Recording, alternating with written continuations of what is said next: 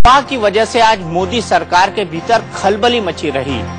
इस पर सबसे पहले गृह मंत्री राजनाथ सिंह ने सफाई दी, फिर पीएमओ और बीजेपी अध्यक्ष अमित शाह को सफाई देनी पड़ी।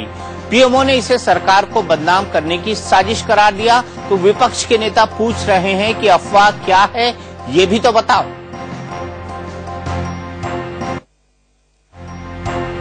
मोदी सरकार दिन भर गृह मंत्री राजनाथ सिंह से जुड़ी अफवाहों पर सफाई देने में जुटी रही।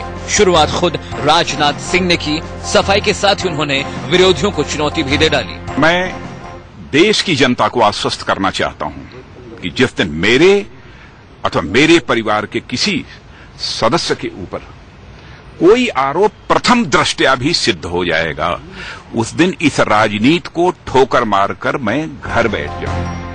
राजनाथ ने कहा कि उन्होंने इस मुद्दे पर प्रधानमंत्री मोदी और पार्टी अध्यक्ष अमित शाह से बातचीत की है। मैंने राष्ट्रीय अध्यक्ष और प्रधानमंत्री जी दोनों साथ बैठे थे हम सब लोग, और उस समय यह बात कही। उन्होंने भी पूरी तरह से इस पर आश्चर्य व्यक्त किया है और इसे उन्होंने पूरी तरह से बेबुनियाद और राजनाथ सिंह के बाद प्रधानमंत्री कार्यालय की तरफ से सफाई दी गई कि पिछले कुछ हफ्ते से मीडिया के एक वर्ग में कुछ ऐसी खबरें आ रही हैं जिसमें प्रधानमंत्री का जिक्र किया जा रहा है। इसमें कुछ केंद्रीय मंत्रियों के साथ उनके व्यवहार और गृह मंत्री के बेटे के साथ कथित दुर्व्यवहार की बात कही गई है।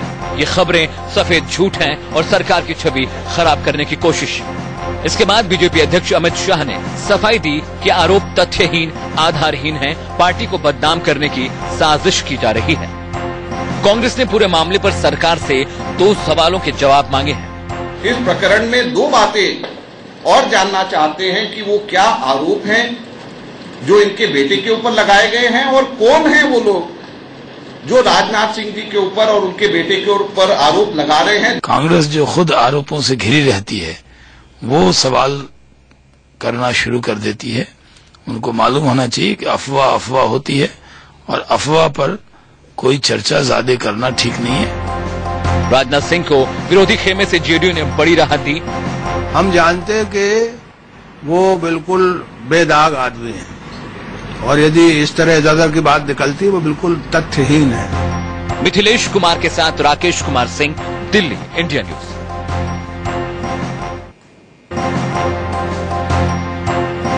अंदर की बात यह है कि राजनाथ को लेकर अटकलों का दौर तभी से शुरू हो गया था जब पीएस को लेकर विवाद सामने आया था और उन्हें हटाना पड़ा था।